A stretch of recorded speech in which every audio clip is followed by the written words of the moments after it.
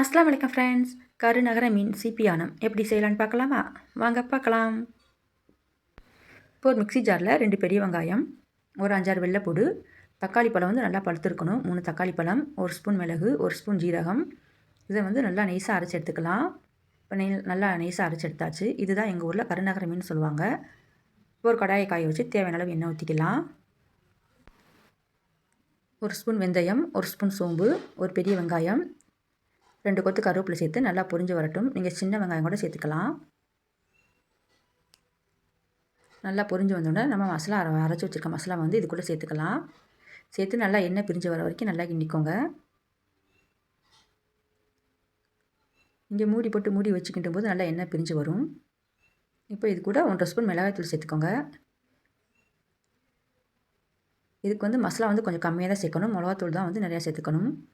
இப்போ நீங்கள் என்ன காய் சேர்க்குறீங்களோ அந்த காய் சேர்த்துக்கோங்க. நான் வெண்டைக்காய் சேர்த்துருக்கேன். வெண்டைக்காய் வந்து விழுவிழுப்பு தன்மை போகிறதுக்காக நான் இந்த மசாலா கூடவே சேர்த்துருக்கேன். 2 பச்சை மிளகாய் காரத்துக்கு சேர்த்து ஒரே ஒரு ஸ்பூன் மட்டும் மசாலாத்தூள், குழம்பு மசாலாத்தூள் சேர்த்துக்கோங்க. மசாலாத்தூள் வந்து இதுக்கு ரொம்ப சேர்க்கக்கூடாது. அதே மாதிரி புளியும் வந்து அதிகமாக சேர்க்கக்கூடாது. ஒரு நெல்லிக்காய் சைஸ் அளவு அதை காட்டி கொஞ்சம் கம்மியாகவே வந்து புளியை கரைச்சி இது கூட சேர்த்துக்கலாம். சேர்த்து தேவையான உப்பு போட்டுக்கோங்க. போட்டு நல்லா கொதிச்சு வரட்டும்.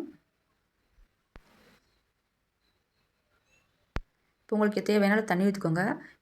வந்து இந்த குழம்பு வந்து நல்லா கெட்டியாக இருக்கணும். இது போல் 2 தடவை 3 தடவை வந்து கிண்டி விட்டுக்கோங்க. இப்போ எண்ணெய் பிரிஞ்சு வந்த உடனே நம்ம மீனை வந்து சேர்த்துக்கலாம். சேர்த்து ஸ்லிம்மில் வச்சு ஒரு 10-15 நிமிஷம் ஸ்லிம்லேயே வச்சு போடுங்க. எண்ணெய் நல்லா பிரிஞ்சு வந்துடும்.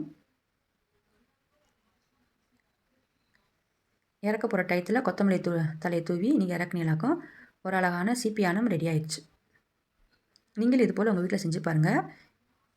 ஓகே ஃப்ரெண்ட்ஸ், அஸ்ஸலாமு அலைக்கும். ரிகான் வ்ளாக்ஸ் பிடிச்சிருந்தா லைக் பண்ணுங்கள், ஷேர் பண்ணுங்கள், கமெண்ட் பண்ணுங்கள், சப்ஸ்கிரைப் பண்ணுங்கள். தேங்க்ஸ் ஃபார் வாட்சிங்.